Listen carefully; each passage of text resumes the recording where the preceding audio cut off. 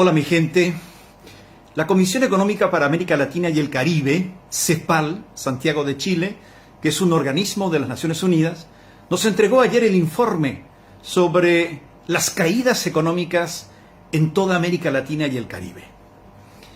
Números, datos, cálculos que asustan realmente. Toda América Latina y el Caribe caería 5,3%. 5,3%. Los registros históricos que se tienen parten de 1900. No hay antecedente, no hay en la historia económica latinoamericana una caída como la que se daría este año, 5,3%. Brasil cae 5,2%. Argentina, México, Ecuador caen 6,5%. América del Sur 5,2%, el Mercosur 5,3%, 5,4%, Chile, Perú, Uruguay caen 4%. Y nosotros caeríamos 1,5%. 1,5%. 1,5%. No 3, no 4, no 5, no 6. Se puede llegar a 7 en el caso de México, de Ecuador también en un momento determinado, pero quedemos con ese techo de 6,5. Obviamente muy lejos del 18% de caída económica de Venezuela. ¿Por qué a nivel internacional se considera que la nuestra es la economía que menos caería en toda América Latina y el Caribe? Una situación, entre comillas, privilegiada dentro de un escenario malísimo. ¿Por qué? No es solamente la CEPAL, menos 1,5%. El Fondo Monetario Internacional, menos 1%. El Banco Mundial, menos 1,2%. Itaú Brasil, menos 0,9%. Dos calificadoras de riesgo país, Fitch y Moody's, dicen, en realidad no caerían, sino que avanzarían a la velocidad del 0,7 al 1%. ¿Por qué la nuestra es la economía que menos caería en América Latina y el Caribe? ¿Por qué estamos en esa situación? No digo favorable, pero señalan ellos, no van a caer mucho ustedes. Tuve que preguntar, hacer uso de las fuentes que dispongo, y la respuesta es esta en términos de resumen general. Pablo, ustedes tienen un campo. Ustedes tienen el campo. Ustedes tienen un campo muy productivo. Tienen una producción agrícola y pecuaria, una producción agropecuaria de primer nivel. Cuando al campo le va bien, a tu economía le va bien. En este caso, al resto de la economía le va mal, pero sirve el campo como amortiguador, como salvavidas. Ustedes tienen campo, son productores de alimento, Pablo. Eso es lo que consideramos en primer lugar. El año pasado la producción de soja cayó casi 17% y eso los tumbó realmente. Este año la producción de soja estaría subiendo entre un 23 y un 30%, con una producción casi récord, si no récord. Y eso tiene su impacto positivo, Pablo, porque ya tenemos información también de que ya se empieza a sembrar maíz, ya se piensa en mayo para la siembra de trigo. Es un campo dinámico, rico, con fuerza, con estímulo. Y sabiendo lo que sucede en Europa, ¿qué están haciendo los gobiernos? A los trabajadores que se quedan sin empleo en la ciudad, bueno, le dan oportunidades para ir a trabajar en el campo, donde es mucho más factible tener un empleo. Así que, Pablo, es el campo el que a ustedes les está brindando esta oportunidad de recibir los golpes, pero no tan fuertemente como los recibe Ecuador, los recibe Argentina, Brasil y otros países. Es tu campo, Pablo, es tu campo.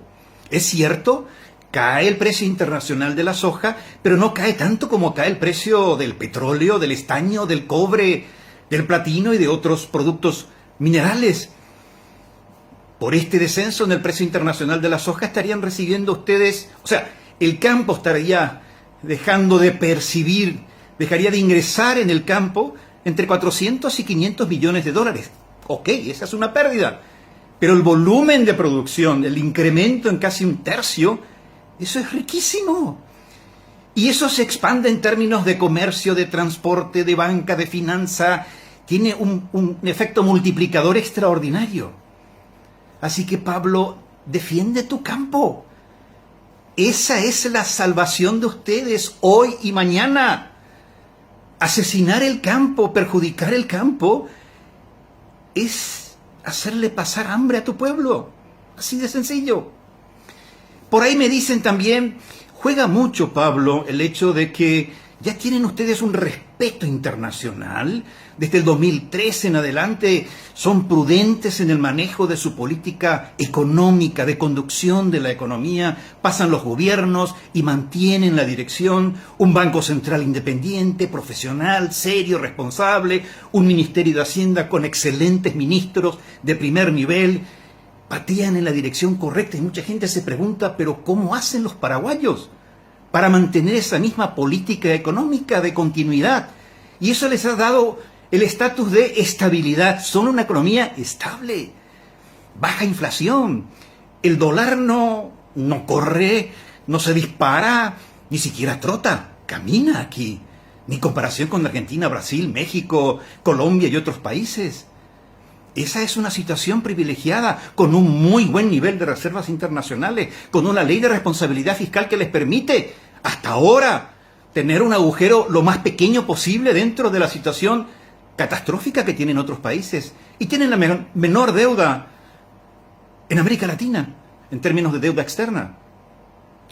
El otro elemento, Pablo, que siempre se olvidan ustedes, son propietarios de dos binacionales que generan un producto, un servicio, cuyo precio no cae, cuyo precio no tiene que ver con lo que suceda en la economía mundial, por así decirlo. Tienen un precio asegurado y reciben alrededor de 700 millones de dólares.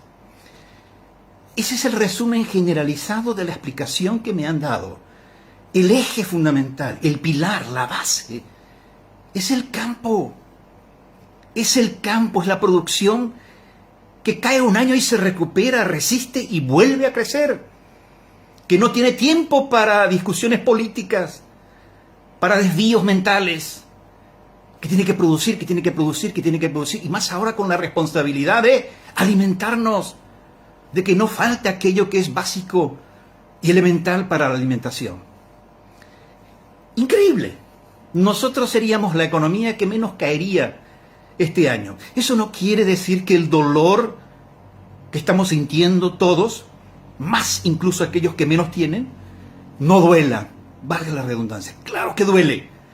Pero imagínense cuál sería la situación económica si tuviéramos un escenario de caída como México, como Venezuela, como Ecuador, como Argentina, como Brasil. El golpe económico sería mucho mayor. Esto no le quita responsabilidad al gobierno de actuar muy bien a la hora de ejecutar su política de protección social, su política de inversión en salud, de protección a las empresas, a los trabajadores. Pero en líneas generales, yo no sé si es una suerte de satisfacción la que recibí, pero también sentí cierta burla, un tono de burla cuando me explicaban como diciéndome, pero ustedes son idiotas al no entender lo que tienen, no valoran lo que tienen. ¿Cuántos no querrían tener el campo que ustedes tienen, Pablo, por Dios, en este momento y en esta circunstancia?